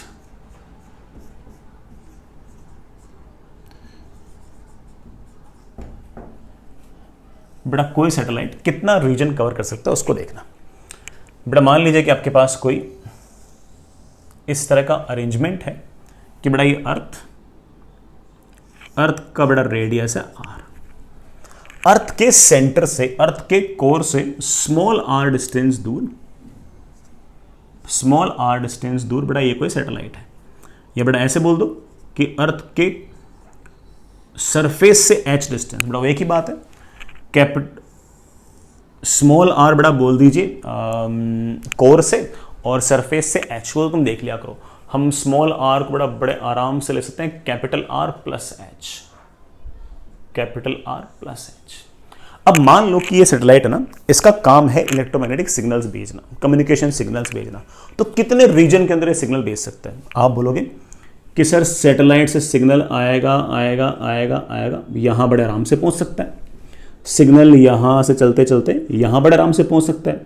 Signal चलते चलते यहाँ तक बड़े आराम से पहुँच सकता है, यहाँ भी पहुँच सकता है, यहाँ भी पहुँच सकता है। जो लास्ट पॉइंट है बेटा जहाँ पर सिग्नल पहुँच सकता है इस सैटेलाइट से, वो पॉइंट निकालने के लिए बेटा यहाँ से चलते चलते चलते टेंजेंट खींच दो ऐसे। ये बेटा आपका लास्ट पॉइंट है जिसके पास सिग्नल आएगा। इसी तरीके से बेटा इधर भी ऐसा पॉइंट आएगा, सैटेलाइट से बेटा चलते चलते चलते चलते यूं टच करते बेटा ऐसा। तो ये बेटा पॉइंट है और ये वो पॉइंट है बेटा जहां पर आपके सिग्नल्स पहुंचेंगे। इसके इधर वाले पॉइंट्स पर सैटेलाइट से बेटा कोई सिग्नल नहीं पहुंचेगा, क्योंकि जो सिग्नल होगा वो थोड़ा एक तरह से इलेक्ट्रोमैग्नेटिक वेव है। इलेक्ट्रोमैग्नेटिक वेव तो स्ट्रेट लाइन के लॉन्ग चलती जाएगी। तो ये एक्सट्रीम पॉइंट्स है जहां तक सिग्नल पहुंच रहा है, इधर वाले पॉइंट्स पर सैटेलाइट से डायरेक्ट सिग्नल नहीं पहुंच पाएगा। फिर दूसरे रास्ते अपनाने पड़ेंगे, जैसे एक सैटेलाइट यहाँ लगा देंगे, फिर ये वाला सैटेलाइट इसको सिग्नल भेज देगा, इसे इसको भेज देगा। यहाँ भेजना होगा तो ये सैटेलाइट इसको भेज देगा, यहाँ कोई एक सैटेलाइट और लगा रखा होगा वो इसको भेज देगा, और बेटा वो यहाँ पर आपके सिग्नल भेज देगा। लेकिन ये सैटेलाइट को सिर्फ और सिर्फ ये वाला रीजन ही कवर कर रहा है। इस रीजन को हम बड़े आराम से सोल्व कर सकते हैं, कोई बहुत बड़ा टास्क है नहीं, हम इसे बड़े आराम से निपटा सकते हैं कि कितने रेंज तक, कितने एरिया में या बेटा कितने लैटिट्यूड तक बेटा सिग्नल पहुंच सकता है। तो सुनिए बेटा, मैं फिर से बनाता हूं बेटा डायग्राम। ये बेटा आपका अर्थ का कोर, अर्थ के कोर से स्मॉल r डिस्टेंस दूर बेटा ये सैटेलाइट, ये जो रेडियस है बेटा ये कैपिटल R है, रेडियस बेटा कैपिटल R है। कोर से सैटेलाइट की जो डिस्टेंस है बेटा वो आपकी स्मॉल r है। सैटेलाइट से जो सिग्नल बेटा लास्ट सिग्नल जो जस्ट बेटा अर्थ को टच करते हुए जाएगा, it will be like this. Satellite से जो लास्ट सिग्नल बेटा टच करते हुए जाएगा, it will be like this. बेटा थोड़ा डायग्राम बढ़िया नहीं बना।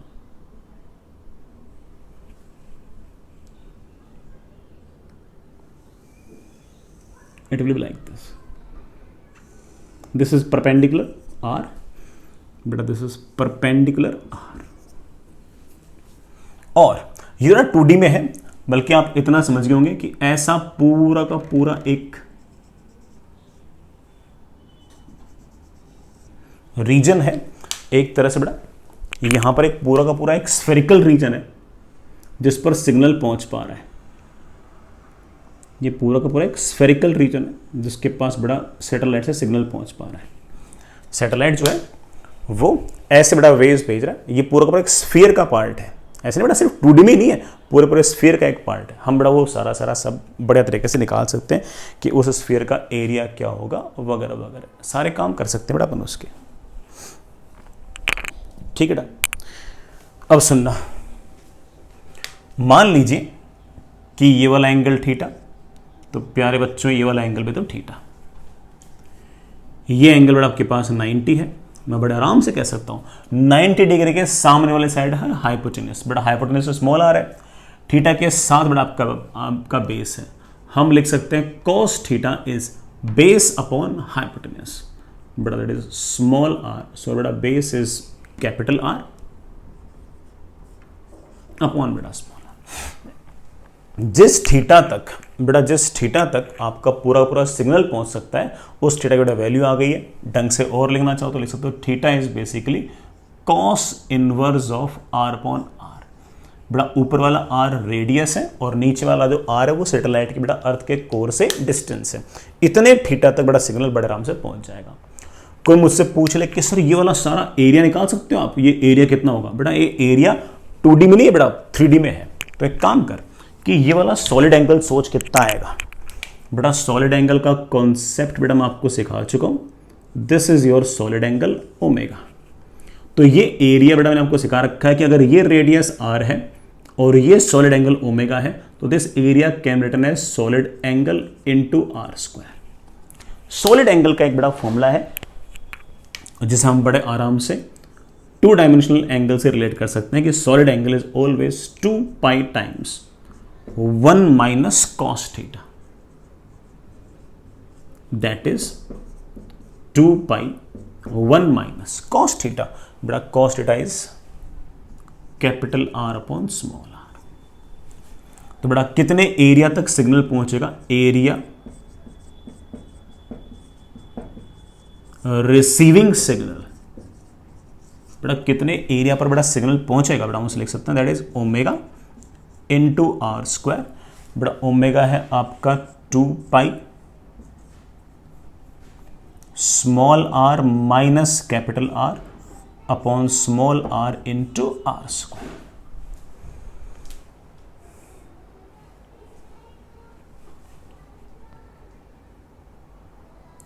ठीक है बेटा, इस स्मॉल आर को बेटा आप आर प्लस एच भी लिख सकते हो, तो आपके पास बेटा ये एरिया आ गया 2 pi small R minus R is बेटा H, 2 pi H R square upon बेटा G capital R plus H.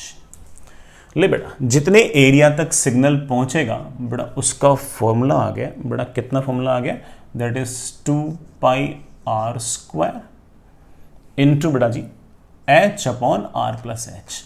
बेटा ये एच क्या है, सैटेलाइट की सरफेस से दूरी बेटा, ठीक है, स्मॉल आर से भी याद कर सकते हो बेटा, एच से भी याद कर सकते हैं, इसको ऐसे भी लिख सकते हो that is 2 pi R square into R upon H plus 1। अब जितना दूर सैटेलाइट होगा ऑफ कोर्स हाइट की वैल्यू उतनी ज्यादा होगी, जितना दूर सैटेलाइट होगा एच की वैल्यू ज्यादा होगी तो डिनोमिनेटर उतना ही कम होगा, डिनोमिनेटर जितना कम होगा उतने ही ज्यादा एरिया पर बेटा आपके सिग्नल्स पहुंच पाएंगे।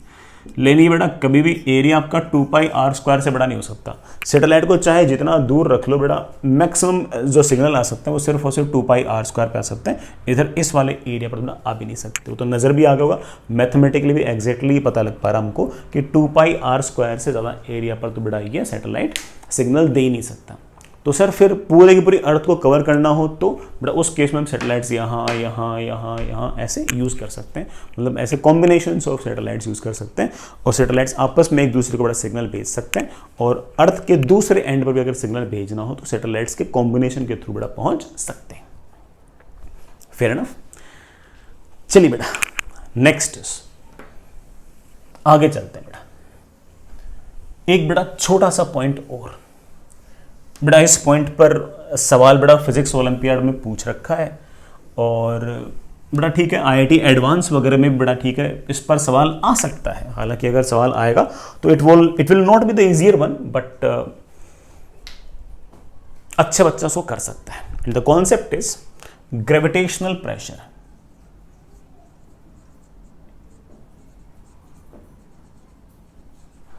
चलिए बेटा next is gravitational pressure. Gravitational pressure as such JEE का टॉपिक तो नहीं है, it is more of advanced and olympiad kind of topic. Olympiad वगैरह में और आईआईटी एडवांस में इसके सवाल की पूछने की संभावना थोड़ी सी ज़्यादा रहती है, मेन में शायद इसका सवाल ना आए, but still why should we take risk, है ना, ऐसी चीज़ सीखने में कोई नुकसान तो है ही बेटा। फिर भी जो बच्चे ओलंपियाड वगैरह की प्रिपरेशन करते हैं उनको तो बेटा ये ग्रेविटेशनल प्रेशर आना ही चाहिए। एक बात सुनिए बेटा, मान लीजिए कि आपके पास कोई कंडक्टिंग मेटल है, कंडक्टिंग मेटल को आपने जितना भी चार्ज दिया था याद करो सारा का सारा चार्ज सरफेस पर आ गया था, सरफेस पर आने के बाद भी ये सारे के सारे चार्ज पार्टिकल एक दूसरे को रेपेल कर रहे हैं और रेपेल कर रहे हैं तो बाहर की तरफ कुछ ना कुछ फोर्स लग रहा है।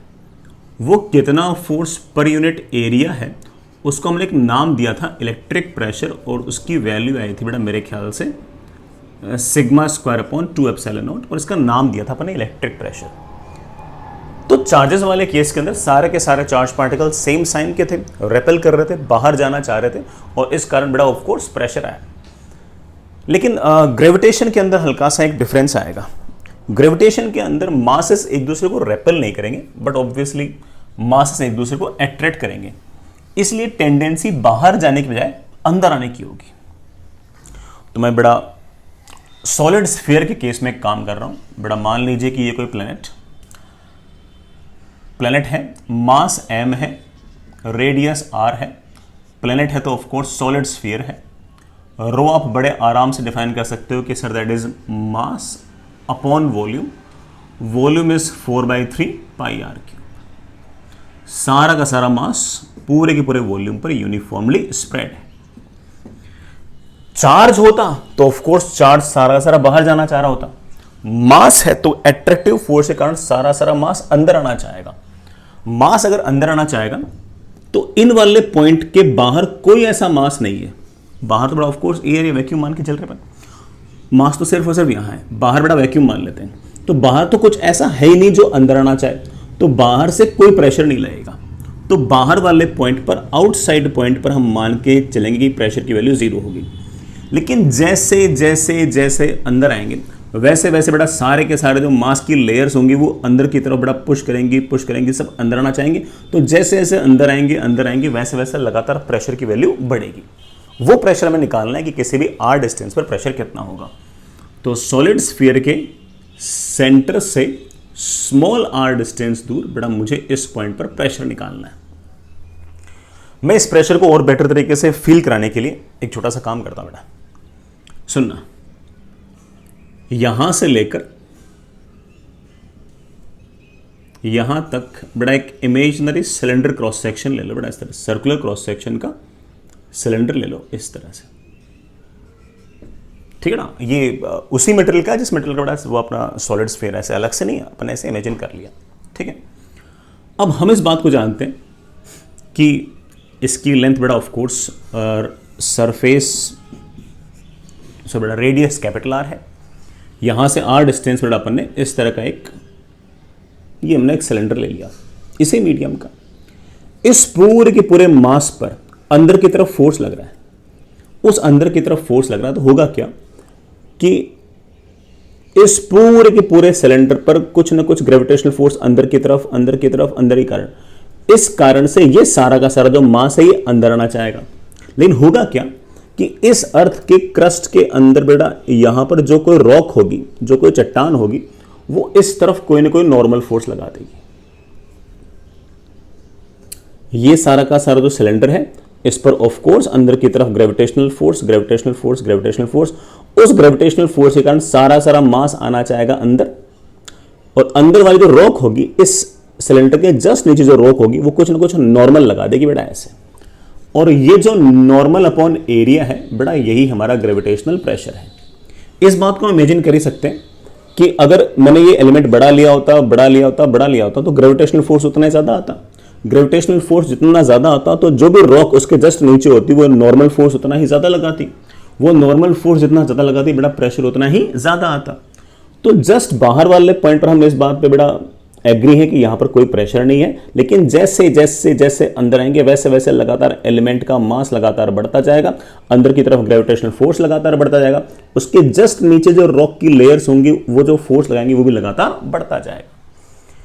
अब मेरा काम यह है कि किसी तरह से मैं नॉर्मल फोर्स निकाल लूं। नॉर्मल फोर्स निकालने का सबसे बड़ा जुगाड़ है कि यह पता कर लो कि इस पूरे के पूरे सिलेंडर को अर्थ ने अंदर की तरफ कितने फोर्स से पुल किया। वो निकालना कोई बहुत टफ काम नहीं है बेटा। यहां से x डिस्टेंस जाओ और एक छोटा सा कट लगाओ ऐसे dx विड्थ का, ये ले बेटा। इस पर अंदर की तरफ ग्रेविटेशनल फोर्स में जानता हूं कितना आएगा। इस पर अंदर की तरफ जो ग्रेविटेशनल फोर्स आएगा वो आएगा, इसका तो मास, इतने से एलिमेंट का मास होगा रो, जो भी अर्थ का बड़ा मटेरियल उसका रो, इनटू उसका वॉल्यूम, बड़ा volume is cross sectional area into thickness multiplied by earth की वजह से यहां पर ग्रेविटेशनल फील्ड। अर्थ की वजह से अंदर वाले पॉइंट पर x डिस्टेंस पर मेरे ख्याल से मेरे जानते हैं कि अर्थ को हम सॉलिड स्फीयर कंसीडर कर सकते हैं। Gravitational field will be gmx r3। बहुत ही स्टैंडर्ड सा फॉर्मूला है बेटा, मेरे पास कोई नया काम तो सर मुझे तो ना सिर्फ और सिर्फ इस पर ग्रेविटेशनल फोर्स नहीं चाहिए, इस पे सारा चाहिए। और वो जो फोर्स है वो नॉर्मल के बराबर होगा, क्योंकि ऐसा तो है नहीं कि बड़ा ये सिलेंडर कहीं जाएगा, अर्थ के अंदर बड़ा हर पार्टिकल फिक्स है इस तरह से, जाने से तो रहे।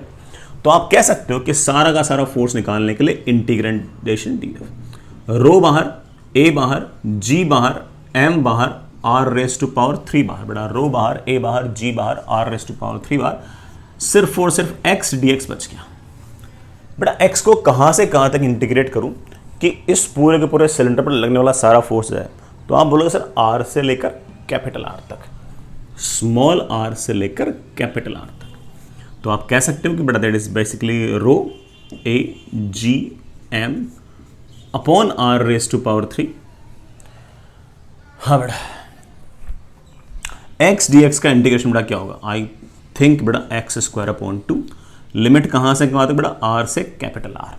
तो बेटा मेरे ख्याल से आंसर आ गया, that is equals to rho A G M upon R raise to power 3 into बेटा G R square minus R square upon 2।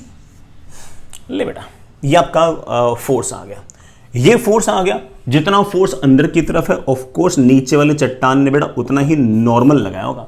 Sir मुझे तो प्रेशर चाहिए। बड़ा प्रेशर जो उस चट्टान पर लग रहा है या फिर चट्टान ने जितना लगाया उस प्रेशर की वैल्यू आएगी नॉर्मल फोर्स अपॉन बड़ा वो जो क्रॉस सेक्शनल एरिया है।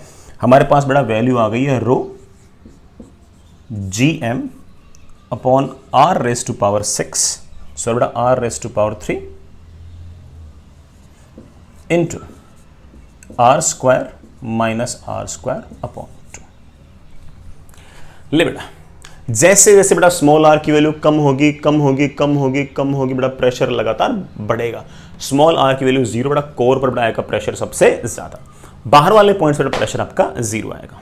इस तरह से बेटा प्रेशर लगातार जज कर सकते हैं। इस प्रेशर को बेटा अगर मैं कोर से डिस्टेंस के साथ अगर प्लॉट करना चाहूं बेटा प्लॉट भी कर सकता हूं। I think the graph will be like this.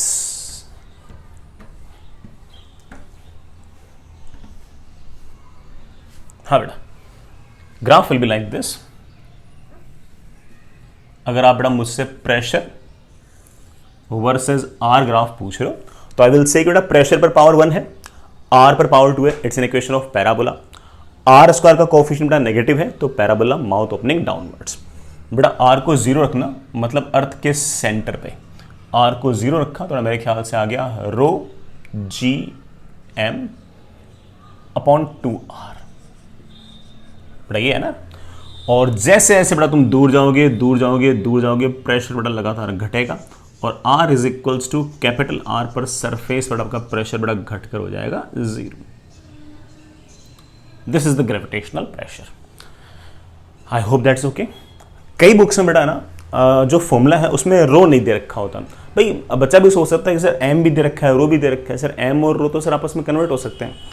हाँ बेटा ठीक है, सही बात है। तो आप ये भी कर सकते हो कि इस प्रेशर को एक स्टाइल से और लिख दो, ठीक है ना। जी ठीक है, एम ठीक है, 2 times R raise to power 3 है, रो को आप लिख सकते हो M upon 4/3 pi R cube. इससे बड़ा ये हो गया कि एम और रो दोनों नहीं है, ठीक है। मेरे पास आ गया that is 3 times G capital M square upon बेटा कितना आ गया 8 times pi R raise to power 6 into R square minus R square. इसमें बच्चे को ऐसा लग सकता है कि सर सारा का सारा जो फॉर्मूला है वो कैपिटल एम की टर्म्स में ही है, इसमें स्मॉल एम नहीं है, ठीक है, इसमें स्मॉल एम नहीं है। ये बेटा अपना आंसर है। आई होप दैट्स ओके। फॉर्मूला बेटा याद करने वाला नहीं है, मैंने पहले ही बोलते बेटा मेन लेवल का तो सवाल ही नहीं पूछेंगे इसके अंदर। बेटा सवाल अगर पूछेंगे तो बेटा एडवांस लेवल का सवाल पूछेंगे और एडवांस लेवल का कोई भी सवाल अगर आएगा बेटा उसमें तो ये थ्योरी वगैरह क्लियर होनी चाहिए बेटा, बाकी किसी बात की आपको जरूरत इसमें है नहीं यार ना। आई होप दैट्स ओके।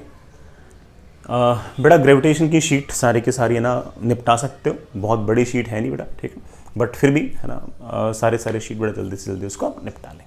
आगे चलिए।